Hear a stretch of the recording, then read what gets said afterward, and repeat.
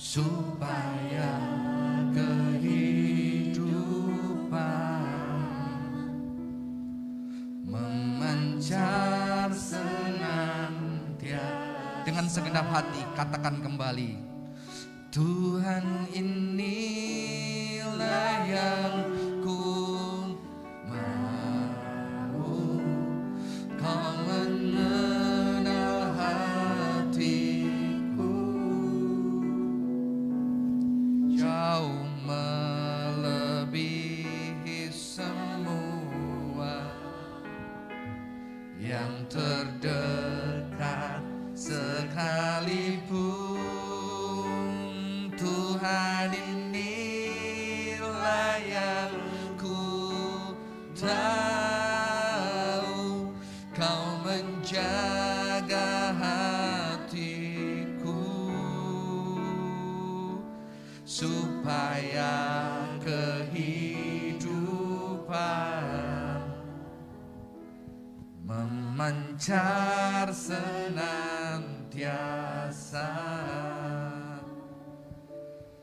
Tuhan inilah kami, Kau tahu segala keberadaan kami, hati kami, hidup kami, tubuh kami. Kau tahu setiap pergumulan kami. Dan biarlah kami boleh terus belajar mencintai Tuhan dengan segala keberadaan kami, dengan segala keterbatasan kami dan kelemahan kami. Kami boleh terus belajar setiap hari mencintai Engkau Tuhan. Tuhan, kami mendengar firman Tuhan saat ini, biarlah Tuhan boleh berbicara untuk kembali menuntun, membentuk, meneguhkan, menegur, mengingatkan, dan juga menguatkan kami supaya kehidupan kami setiap harinya berkenan di hadapan Allah. Terima kasih Tuhan, di dalam nama Tuhan Yesus Kristus kami berdoa. Amin. Shalom. Saudara-saudara, teman-teman, hari ini kita akan berbicara wealth investing to right place. Kekayaan menginvestasikan ke tempat yang tepat, ya. Belakangan banyak investasi-investasi yang dijanjikan akan membuat cepat Anda menjadi sultan, begitu ya. Dan ternyata banyak juga terjadi di gereja-gereja orang-orang yang terkena, ya. Ada yang banyak terkena imbasnya, bahkan hamba Tuhan. Mengapa? Karena investasi selalu dijanjikan ketika Anda menginvestasikan, uang yang Anda dapatkan itu akan berlipat-lipat, tambah banyak, tambah gede, begitu saudara-saudara. Sehingga akhirnya orang teriming-iming untuk menginvestasikan uangnya. Masih mending kalau yang dipakai uang dingin. Uang dingin artinya uang yang ketika itu dipakai tidak mengganggu perekonomian. Celakanya banyak orang ngajak temennya, ngajak keluarganya, jual aset, dimasukkan, dan begitu ternyata bermasalah, dia kecewa sekali. Bukan tambah banyak, tambah habis, bahkan tidak punya apa-apa, saudara-saudara. Inilah janji-janji investasi. Tapi hari ini kita mencoba melihat apakah di Alkitab apakah ada tuntunan bagaimana kita berbicara tentang harta, tentang kekayaan, tentang bagaimana kita menginvestasikan uang. Mungkin apa yang kita miliki tidak hanya uang, ya, seluruh hal yang kita miliki termasuk tubuh kita. Tubuh kita ini mahal loh, kalau ginjalnya mau dijual juga mahal, begitu kan ya. Ada yang mau paru-parunya atau levernya itu jual aja, mahal saudara-saudara. Ini mahal banget, sehingga makanya ada cerita kisah penculikan anak dan segala macamnya, karena mahal banget saudara-saudara ya. Mari kita melihat Matius 6 ayat 19 sampai 24. Saya akan bagikan buat kita semua. Saya akan bacakan buat teman-teman. Hal mengumpulkan harta, janganlah kamu mengumpulkan harta di bumi ini.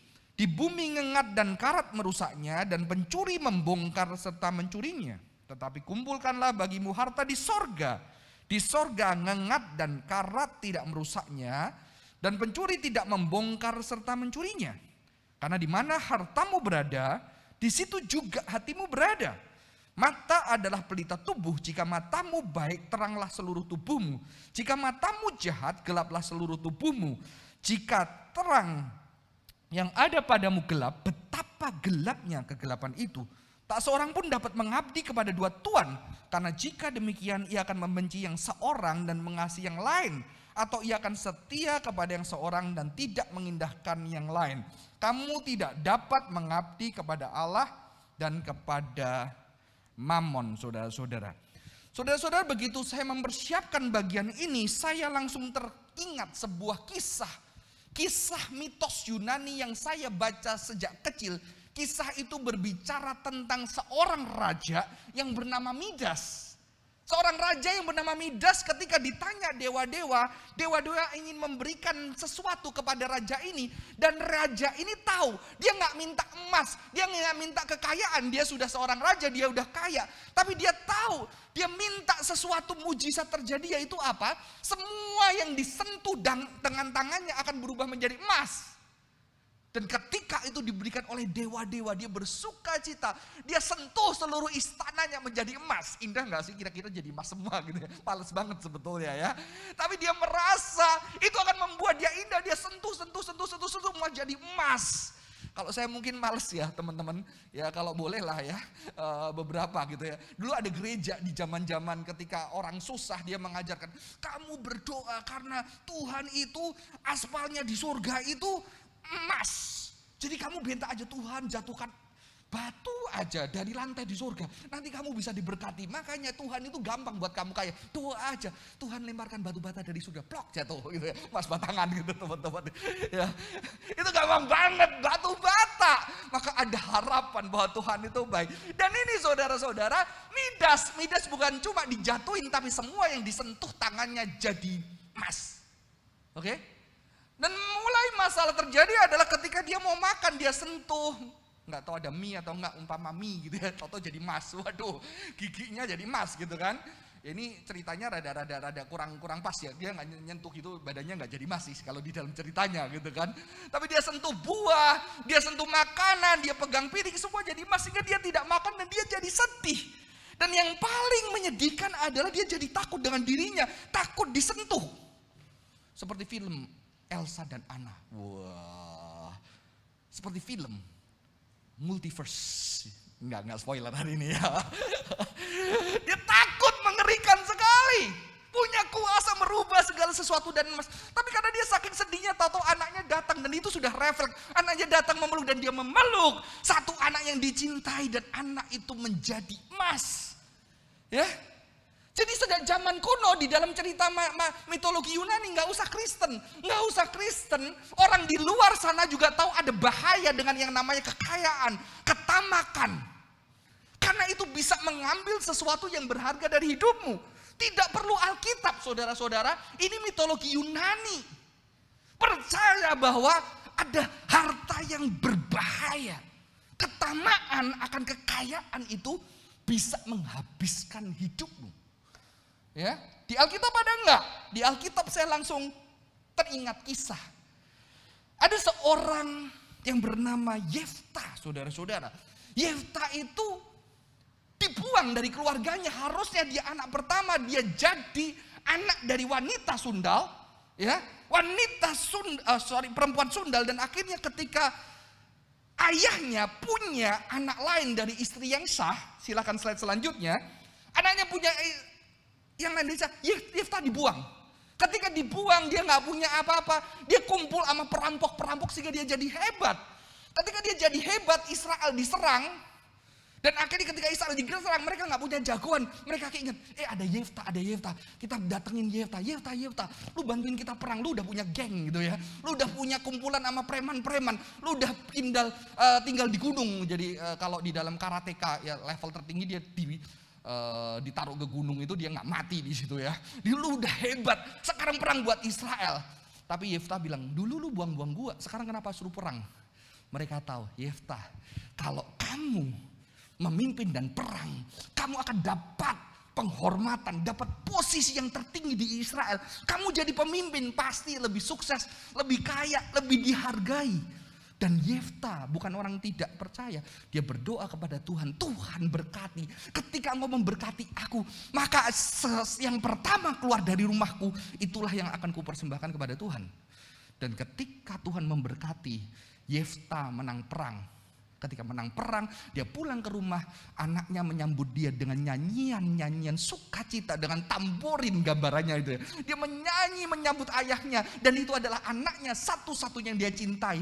Dan Yefta menangis karena dia harus mengorbankan anaknya menjadi korban bakaran. Oke? Ada tafsiran yang mengatakan, oh bukan korban bakaran, tapi saya percaya korban bakaran. Oh enggak, buat apa dia nangis? Jelas korban bakaran. Karena pada masa hakim-hakim, orang Israel memang sedang jauh dari Tuhan. Oke? Ini lebih ngeri daripada cerita Midas. Dan di sini saya mengatakan apa teman-teman? Di sini Yefta sedang tertipu dengan satu konsep kekayaan yang pseudo. Bayangan, pseudo wealth. Kekayaan yang semu. Saudara-saudara berbicara tentang harta, saya tidak selalu berbicara tentang sesuatu yang materi. Sesuatu yang uang, kekayaan, emas. No, harta itu sesuatu yang berharga buat kita. Kadang-kadang itu bukan materi. Apalagi ketika Anda nanti sukses, Anda udah punya semuanya. Materi bukan segalanya. Ada sesuatu yang lebih berharga, yang rela Anda capai. Dan Anda pakai uang dan materi itu untuk mencapai itu, betul? Jadi berbicara tentang wealth, jangan berbicara wealth itu hanya uang. Uang itu tempelannya banyak saudara-saudara. Uang itu tempelannya bisa jalan-jalan, bisa enak, bisa direndahin orang, bisa mau apa aja bisa nggak usah bergantung sama orang, banyak. Jadi waktu kita berbicara tentang kekayaan, jangan cuma berbicara tentang uang. Di balik mengapa kita bisa terobsesi, itu ada kisahnya. Ketika kita punya uang, kita punya kuasa. Ketika kita punya uang, kita punya kemudahan. Ketika kita punya uang, kita dianggap. Ketika kita punya uang, kita nggak usah bergantung sama orang. Ketika kita punya uang, orang bergantung sama kita. Betul? Jadi kekayaan di sini, saya melihat bukan hanya kekayaan akan uang. Harta kita bukan hanya uang. Makanya ada lagu, harta yang paling berharga adalah keluarga. Itu loh maksudnya saudara-saudara ya. Kekayaan bukan cuma uang, kekayaan banyak hal. Dan kadang-kadang orang kalau punya uang udah bukan kekayaan lagi, bukan uang itu. Dan kita harus berhati-hati dengan pseudo wealth. Mengapa? Karena kekayaan ini kalau kata Alkitab itu ngengat dan karat, pencuri bisa ambil.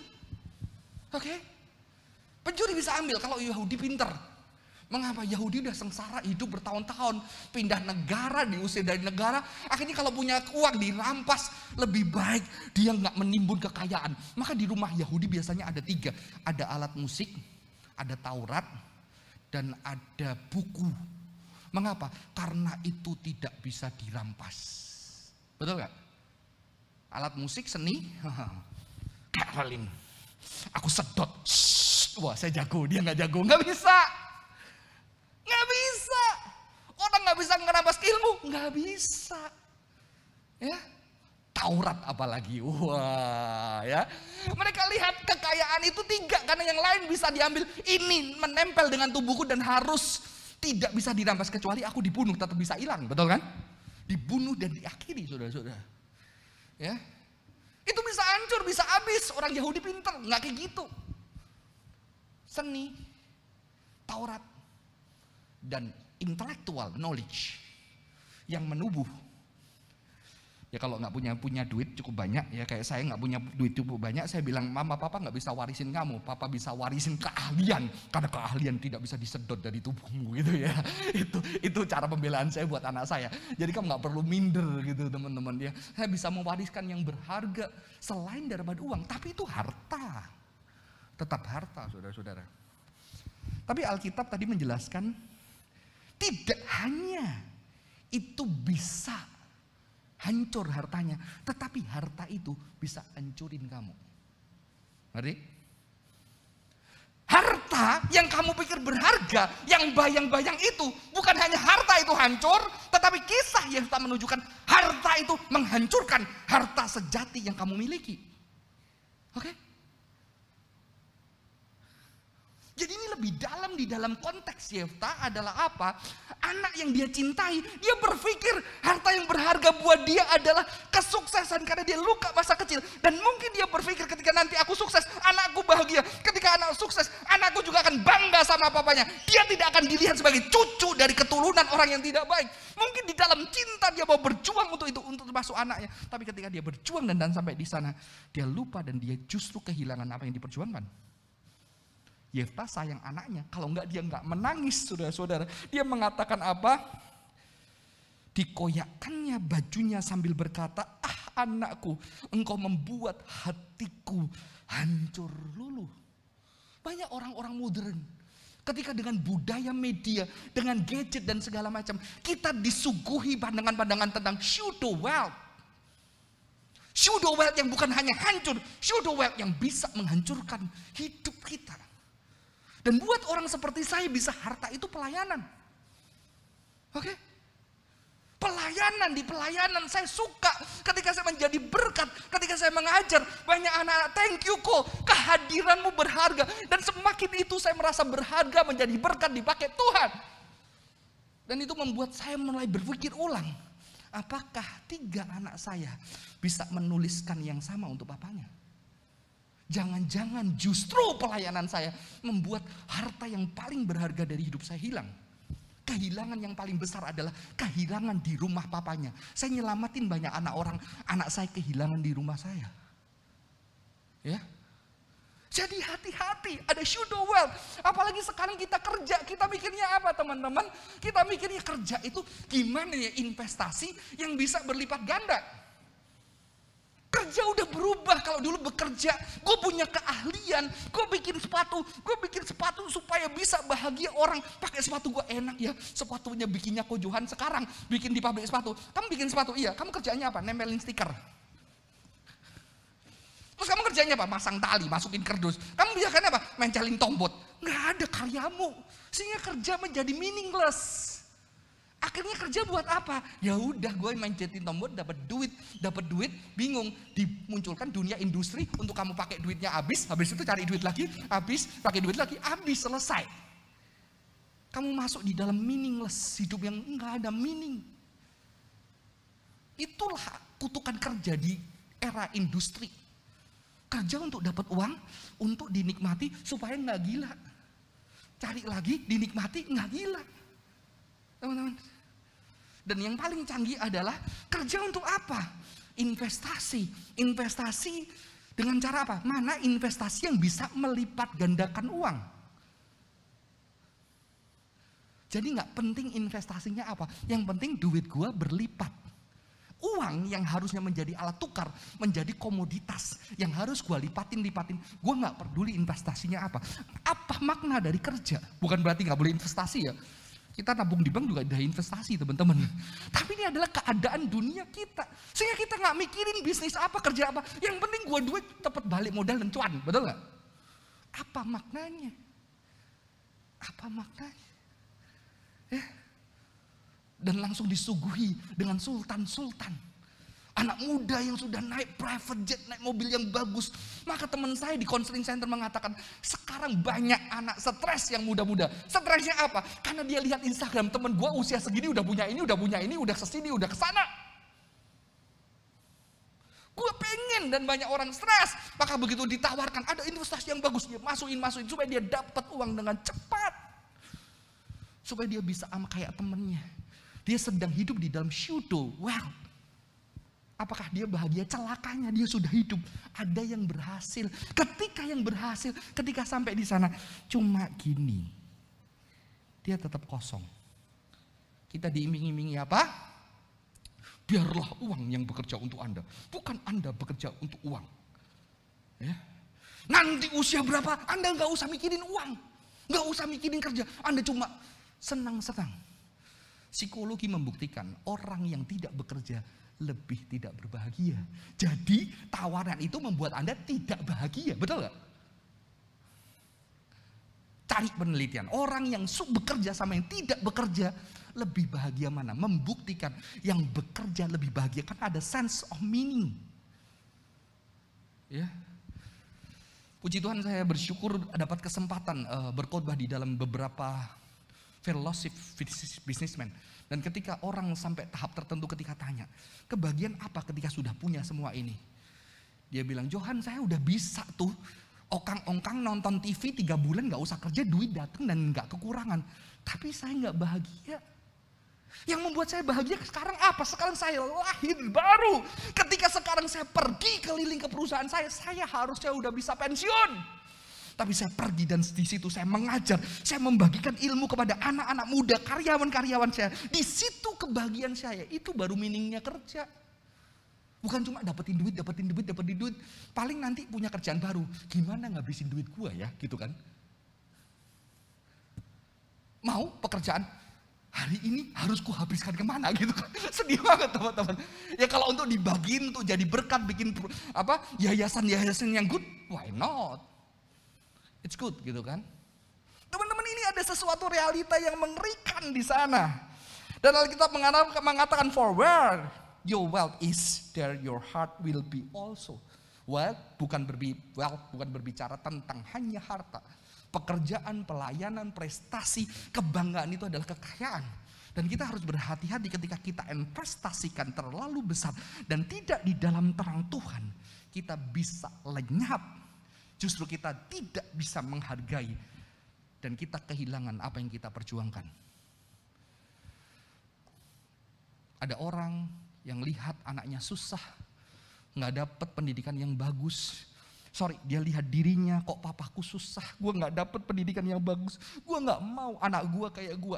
Maka dia berjuang keras, suami istri bekerja keras, mendapatkan uang yang banyak untuk memberikan diri pendidikan yang terbaik buat anaknya. Ketika anaknya melihat papa mamanya yang sayang dia, anaknya tahu papa mamanya sayang dia banget. Aku tahu papa mama sayang, tetapi sekarang gue gak mau jadi kayak papa mama, karena papa mama sibuk kerja untuk pendidikan yang terbaik buat aku. Tapi gue kehilangan papa mama, nanti gue gak mau kayak papa mama, gue gak mau kerja ikut perusahaan, gue mau jadi businessman, gue mau entrepreneur. Supaya apa? Supaya waktu gue lebih banyak buat anak-anak gue. Ironis kan?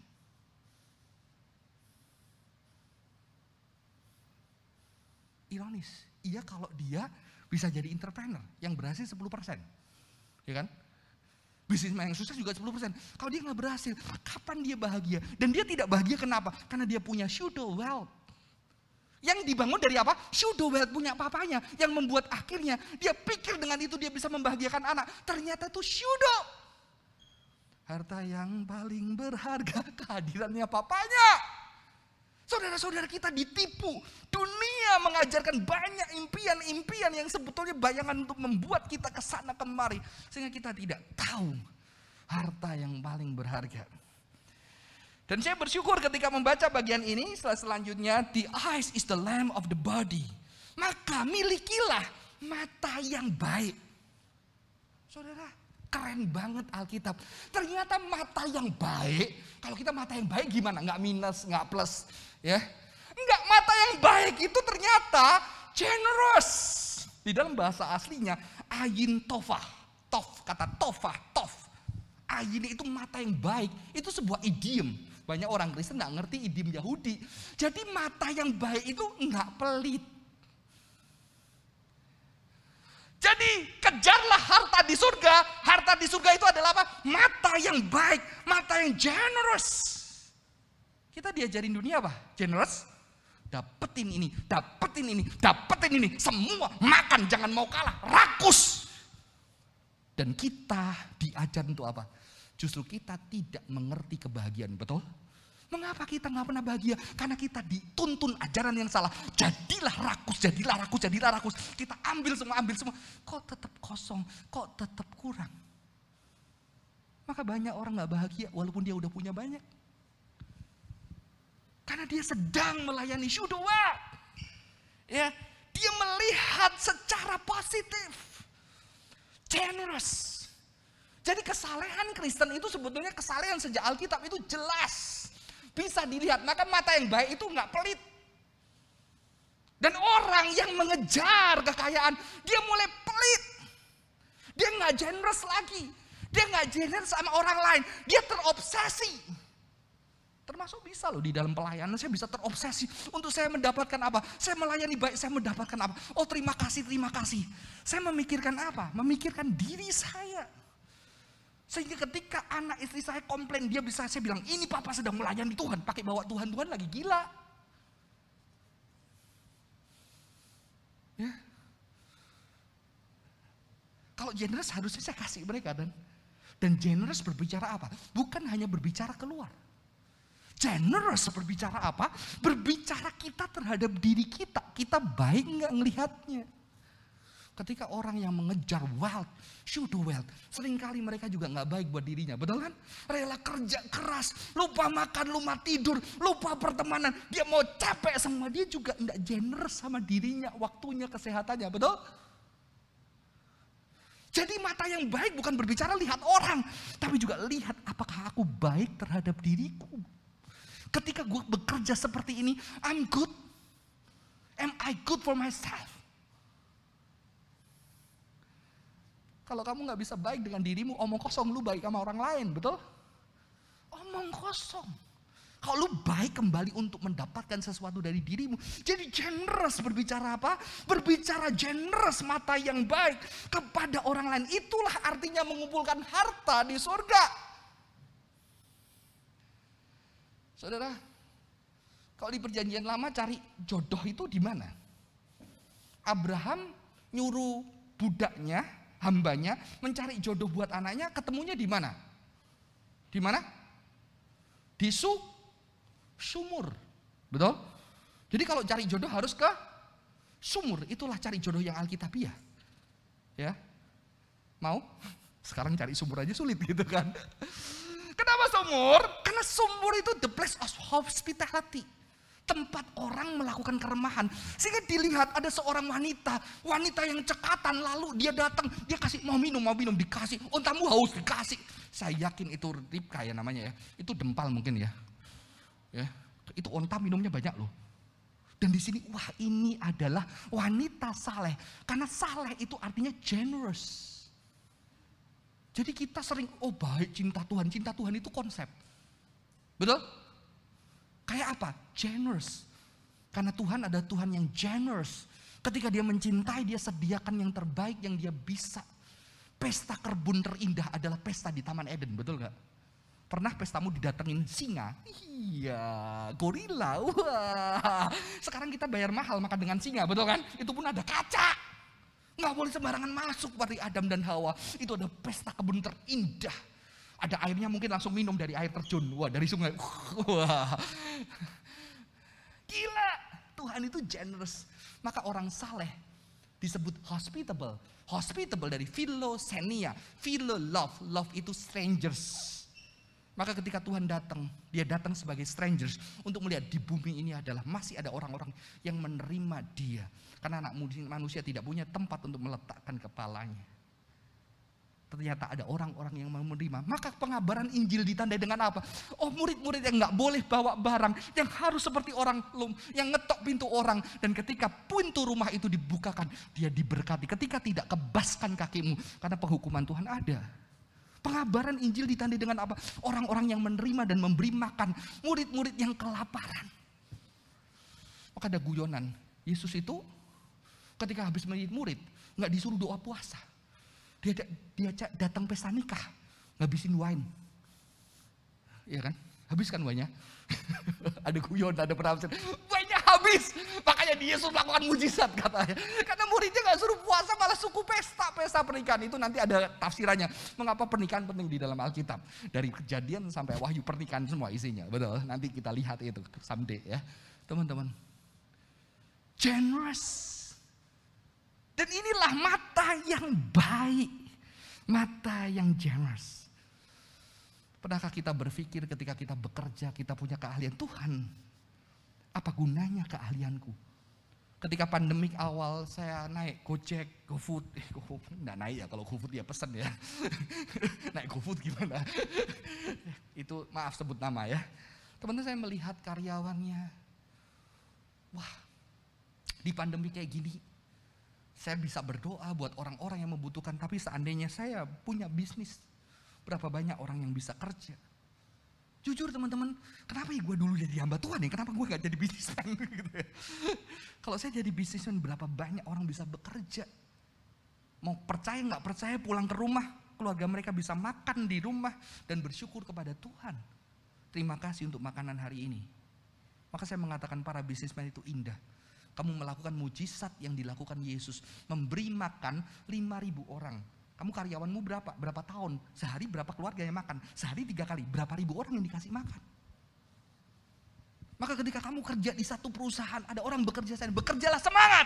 Karena di situ mujizat pemeliharaan Tuhan sedang dilakukan, baik orang percaya tidak percaya. Amin. Bukan cuma kamu dapat uang. Ini sungguh indah. Saya punya rumah kecil di desa, di kota kecil. Saya bisa kontrakkan. Saya masih kontrak, saudara-saudara. Saya bisa kontrakkan rumah saya. Saya bisa dapat uang, walaupun mungkin tidak besar. Tapi yang saya bersyukur bukanlah saya dapat uang. Saya tidak kontrakkan itu, saya tidak uang. Tapi ternyata saya melihat ada 3 orang, 3 keluarga yang bisa pakai rumah saya dan mereka bisa hidup. Ada 3 pekerjaan yang bisa dilakukan di rumah saya. Dan saya tidak cas sama sekalipun sepeser rupiah. Dan saya bilang apa? Saya nggak punya rumah. Saya punya rumah kecil yang saya sekarang masih kontrak. Tapi saya menjadi berkat buat 3 keluarga. Dan itu berkat yang besar buat saya. 3 keluarga bisa hidup dengan anaknya, dengan bapaknya yang bekerja, pakai itu. 1 buat jualan, 1 buat bengkel. Nanti ada yang jualan malam, saudara-saudara. Indah sekali. Ya, saya akan lanjutkan. Having a bad eye. Ternyata a bad eye atau evil eye adalah ayin ra'ah. Ra'ah itu artinya pelit. Jadi ayat ini sekarang gampang ya ngertinya ya. Mata yang baik, mata yang jahat gimana sih gitu ya. Mata yang jahat itu pelit. Ya, pelit. Stingy. Sehingga kamu tidak rela berkorban buat orang lain. Termasuk juga jahat sama diri itu pelit. Kalau kamu jahat sama diri, gue yakin lu jahat sama orang lain kok. Lu pelit sama orang lain. Karena Alkitab mengatakan mengasihi Tuhan sesama dan diri itu menjadi satu kesatuan. Betul? Apa artinya kamu akan tidak pelit sama orang lain, saudara-saudara. Jadi kita jelas melihat ayat ini, kita diminta Tuhan memiliki mata yang generous. Kita diminta Tuhan generous, kita nggak boleh pelit. Karena kalau kamu pelit, disitulah bukan sesuai dengan firman Tuhan. Ketika kamu pelit, kamu nggak generous, kamu sedang mengumpulkan harta di dunia ini yang bukan hanya ngangat dan karat bisa menghabiskannya, bukan pencuri bisa mengambilnya, tapi harta yang bisa justru mengambil sesuatu yang sungguhnya paling berharga. Harta yang membuat kamu, karena kamu syudo, kamu pegang itu, kamu rasa itu yang harta paling berharga, karena kamu genggam erat dan harta itu menggenggam kamu, kamu sudah tidak punya tangan terbuka untuk menerima harta yang paling berharga. Oke? Kamu udah gak punya. Agustin mengatakan begini, Tuhan itu sudah banyak menyediakan pemberian terbaik buat kita, tapi tangan kita terlalu penuh untuk menerimanya. Betul? Ingat yang pernah punya toxic relationship? Waktu itu kamu merasa pasanganmu inilah yang paling berharga, kamu gak mau lepasin, sampai akhirnya putus, dan kamu marah sama Tuhan. Tapi setelah beberapa tahun, untungnya gue putus sama dia. Betul gak? Ada kan? Kenapa tangan kita menggenggam dan kita tertutup, tidak bisa melihat keindahan. Saya akan lanjutkan, a good eye, a bad eye. A good eye artinya slave to God, menjadi budak Tuhan, hamba Tuhan. Dan Tuhan berbicara tentang love, God is love. Budak Tuhan, Tuhan adalah love atau cinta, maka kita adalah budak cinta. Jadi Anda dan saya harusnya jadi bucin. Amin. Kasih salam bucin, hai bucin gitu. Generous itu bucin. Saya suka loh bahasa bucin. Waktu orang bilang negatif, gila, gue suka banget bucin karena gue bucin gitu ya. Gue kalau suka sesuatu gue kejar mati-matian. Gue rela dulu waktu ngejar istri saya dari warung buncit ke Tangerang, ya, pakai minyak wangi, naik sepeda motor sampai sana, bau aspal. Wah, tapi itu semangat perjuangannya gitu ya. Sakit juga sih. Tapi saya percaya banyak anak-anak bucin ketika Tuhan menyentuh dia, dia juga bakal bucin sama Tuhan. Dia kalau pelayanan juga gila-gilaan, amin. Tapi kalau ditangkap setan juga gila-gilaan, saudara-saudara. Tapi kalau yang pelit, slave to money, dan ketika slave to money itu pseudo wealth, maka kamu akan kehilangan banyak hal. Salah satunya kamu akan kehilangan kebahagiaan, betul? Tidak hanya Alkitab, mitos-mitos Yunani mengatakan ketika kamu menjadi budak harta, kamu juga kehilangan yaitu hal yang paling membahagiakan kamu. Ya. Maka saya mengutip salah satu tulisan yang tidak tahu siapa penulisnya. Being rich is not how much you have, but how much you give. Kalau lu punya uang berapa M, tapi lu gak bisa kasih orang, lu orang paling miskin. Karena uangmu sudah begitu banyak, lu tetap gak bisa kasih, bener gak? Orang yang miskin tuh bahkan banyaknya uangmu. Lu punya 1 M, 2 M, tapi lu kasih 100 juta, berat. Makanya Alkitab selalu memuji janda. Yang cuma punya sepeser, besok dia gak tahu makan apa, dia kasih. Itu orang paling kaya. Karena dia tahu dia punya. Yang satu gak bisa kasih, berarti gak ada yang bisa dikasih dari hidupnya. Dia miskin banget. Teman-teman yang ngomong ini bukan Kristen yang atas. Tapi Tuhan mengatakan, remembering the words of the Lord Jesus, for he himself said, it is more blessed to give than to receive. More blessed, berarti to receive blessed nggak? Blessed. Jadi nggak mau terima sekali. Ada mau beri, enggak. Lebih berbahagia, diberkati, memberi daripada menerima. Kenapa kita nggak berbahagia? Kenapa kita tidak merasa diberkati? Karena kita selalu konsen menerima. Kita tidak pernah belajar memberi dari apa yang kita punya. Teman-teman, mau berbahagia? Belajar menjadi orang kaya. Kamu memberi dari apa yang kau punya kepada orang-orang dan menunjukkan kasih kepada mereka. Saya pernah dalam hidup saya, itu mujizat. Ada orang bisa transfer 40 juta. Waduh, saya tertungkur. Tuhan, thank you buat berkatmu. Bohong, saya gak seneng.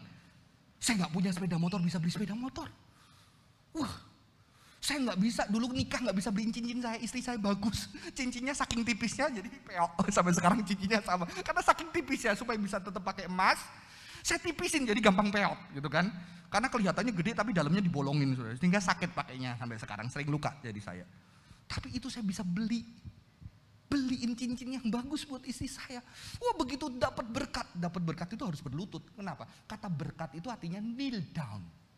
Maka orang seberang lebih ngerti kalau dapat berkat dia bersujud, ngerti? Karena kata berkat itu artinya berlutut. Jadi ketika mereka terima berkat, mereka tutun kepalanya di tanah. Dan berkat itu harusnya membuat kita rendah hati. Ya. Ketika hambanya Abraham tahu dapat jodoh, dia langsung berlutut kan. Orang seberang begitu dapat di depan umum dia berlutut. Kan dia tahu kata berkat berlutut. Jadi berkat seharusnya membuat kita merasa dicintai. Mengapa? Karena Tuhan berlutut untuk memberikan sesuatu kepada kita. Tetapi Tuhan mengatakan apa? Saya masih ingat, saya punya pembantu, masih muda, dia gak bisa melanjutkan setelah SMA. Saya ajak nonton Laskar Pelangi. Dan ketika di dalam nonton film itu dia nangis, istri saya nangis, anak saya masih kecil waktu itu. Dan ketika nangis saya tanya, kamu kenapa nangis? Iya, dari dulu pengen jadi guru, gak bisa. Waktu itu saya masih cuma punya sepeda motor. Saya masih menjalani, saya baru berhenti pelayanan dari satu gereja. Gaji saya sebulan cuma 500.000 tahun 2008. Tidak ada gereja yang terbuka untuk mengundang saya berkhotbah. Ya, istri saya harus mengelesi piano, jadi pendapatan paling besar istri saya. Saya jadi nganter istri saya ngelesin, jaga anak. Karena gereja tertutup buat saya. Tapi ketika Tuhan kasih itu, saya bilang, ini berkat Tuhan. Jangan sampai kita melawan kutukan. Mama dia, pembantunya mama saya. Anaknya jadi pembantu saya, nanti anaknya dia jadi pembantu anak saya. Kan sengsara ya, begitu ya. Itu kutukan sosial loh. Saya bilang kita harus patahkan kutuk ini. Biarlah dia, kalau kita boleh, kita kuliahkan universitas terbuka. Dan di situ saya nggak punya apa-apa, saya sama istri berdoa setiap bulan meminta berkat untuk apa? Untuk bisa mengkuliahkan pembantu saya. Dan di situ ketika dia lihat ada harapan untuk dia menjadi yang dia mau, di situ saya melihat air matanya. Dan saya mengatakan 50 juta nggak ada artinya. Kan lebih berbahagia memberi dibandingkan menerima. Kita nggak tahu mengapa, karena kita tidak melatih dengan tubuh kita. Tapi dunia dengan pseudo purpose-nya, dia melatih dengan dapat ini, seneng kan, dapat ini, rumah mewah, seneng, bahagia, jalan-jalan, pasang story di sana. Tanya hati kecil mereka. Pernahkah mereka memberi uang dengan tangan mereka dan ada air mata yang bersyukur buat itu? Kita tidak dilatih seperti itu. Ya. Semoga ini boleh menjadi berkat kita. Kenapa kita tidak berbahagia? Kita tidak melatih memberi dengan tubuh kita. Sehingga kita tidak tahu kebahagiaan itu apa. Saya akan akhiri dengan sebuah video kalau bisa diputarkan. Ini bukan video Kristen, tapi beberapa tahun lalu video ini cukup menyentuh saya. Bisa diputarkan, tolong rekan-rekan.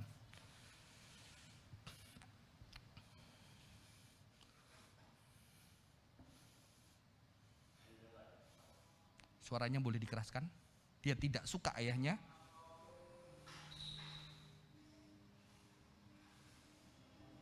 Karena ayahnya miskin dan gak sukses.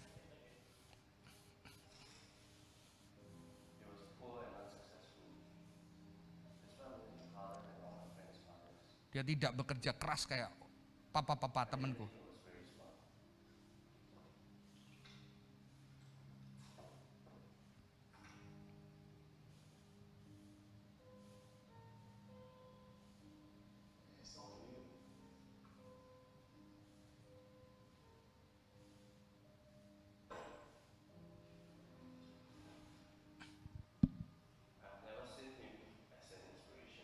Aku tidak pernah melihat dia sebagai inspirasiku.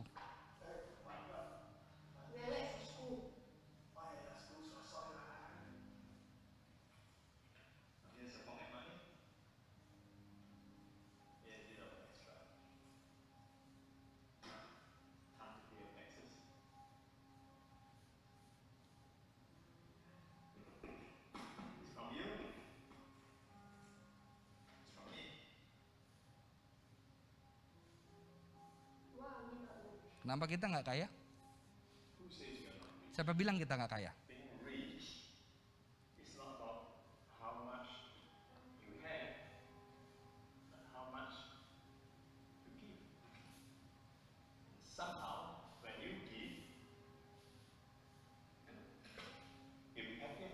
Kamu kan lebih bahagia.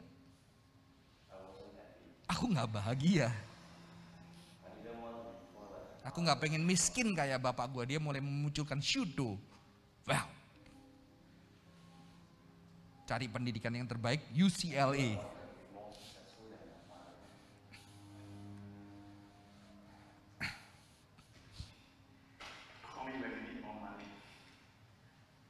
Pseudo well tidak bisa membuat kita melihat cinta.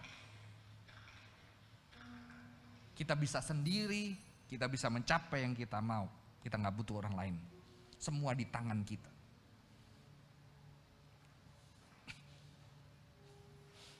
Are you coming back for reunion dinner this year?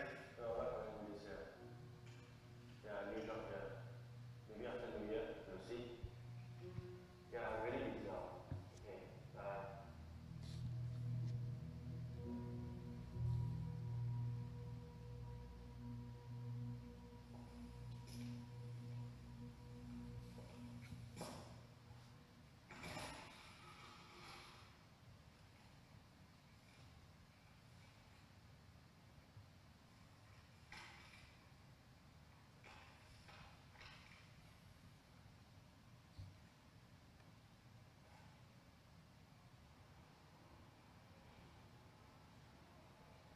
Thank you for coming, Mr. Lim. So good to finally meet you in person. I thought the saying that I've been donating money to community chest. That must be a mistake. I'll explain later. Someone would like to meet you. Come with me.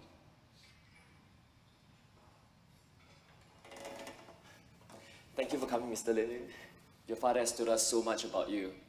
Your father, he always makes us forget about our problems and reminds us about our dreams and hopes. But the kids here, they all miss him. And he's the only one who can bring a smile on their faces. And I remember there's this boy. He was really depressed and he didn't go to school.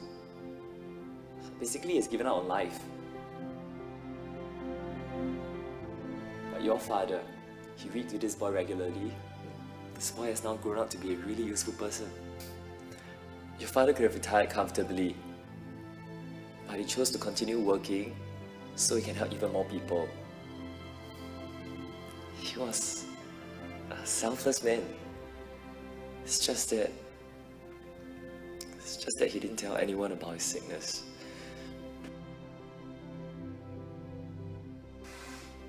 Mr. Lim, I've been trying to reach you. This is for you, in recognition of your donations. Yes, my name.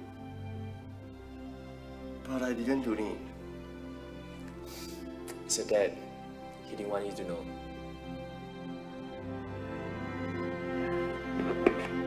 It's from you. It's from me.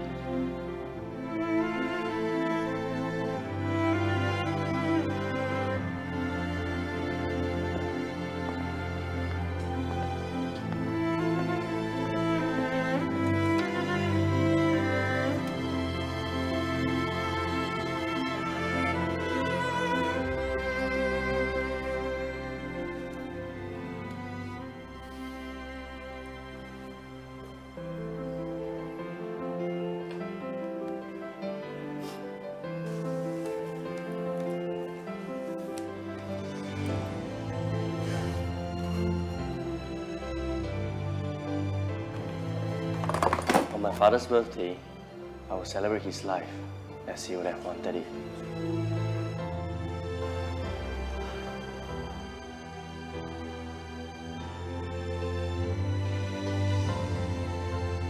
I could almost hear him say, Being rich is not about how much you have, but how much you can give.